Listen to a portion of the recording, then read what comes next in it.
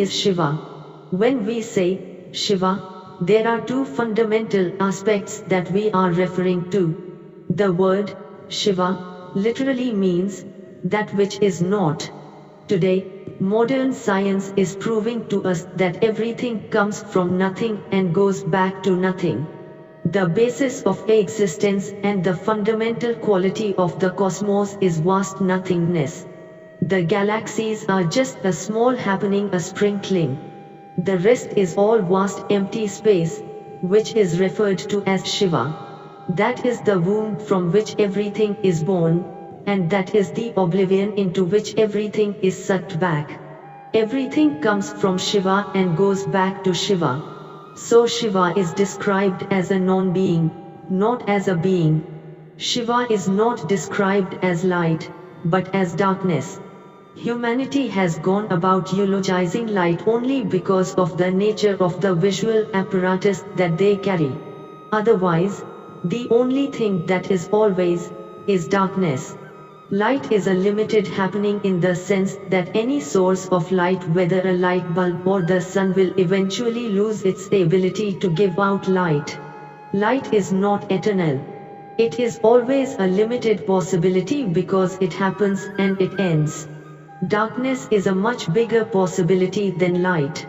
Nothing needs to burn, it is eternal. Darkness is everywhere. It is the only thing that is all-pervading.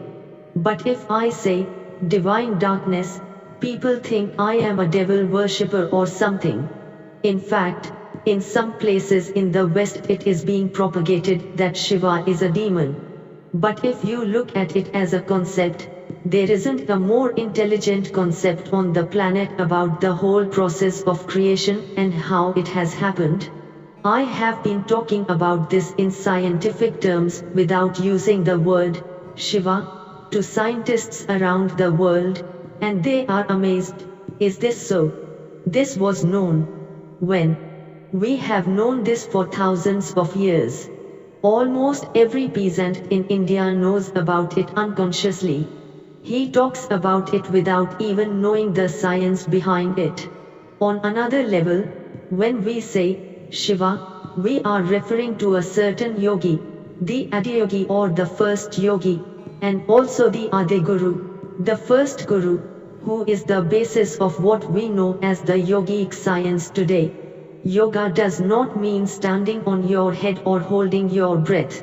Yoga is the science and technology to know the essential nature of how this life is created and how it can be taken to its ultimate possibility. Shiva refers to both of these because in many ways they are synonymous. This being, who is a yogi, and that non-being, which is the basis of the existence, are the same, because to call someone a yogi means he has experienced the existence as himself. If you have to contain the existence within you even for a moment as an experience, you have to be that nothingness. Only nothingness can hold everything. Something can never hold everything. A vessel cannot hold an ocean.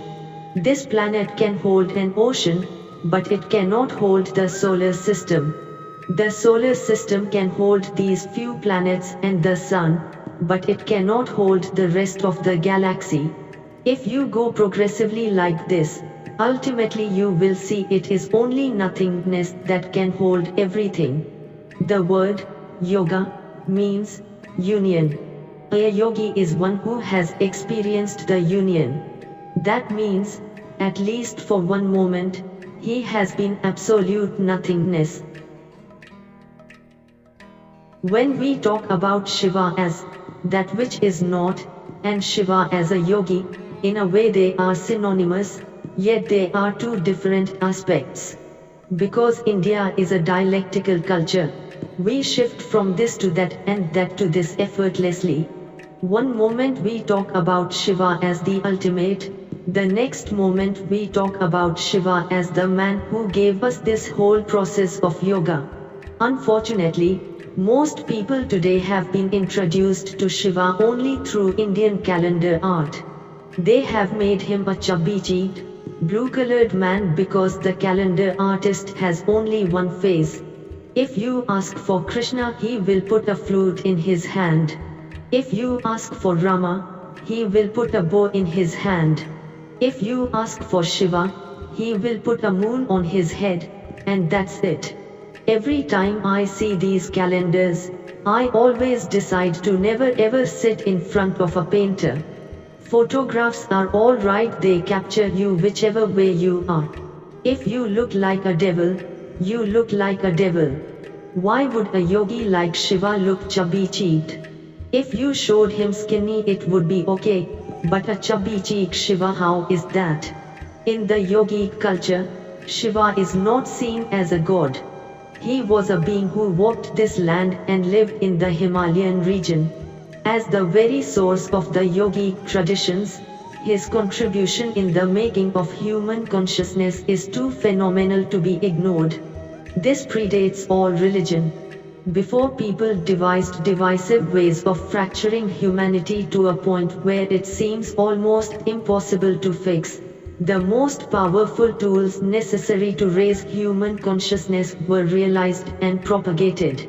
Every possible way in which you could approach and transform the human mechanism into an ultimate possibility was explored thousands of years ago.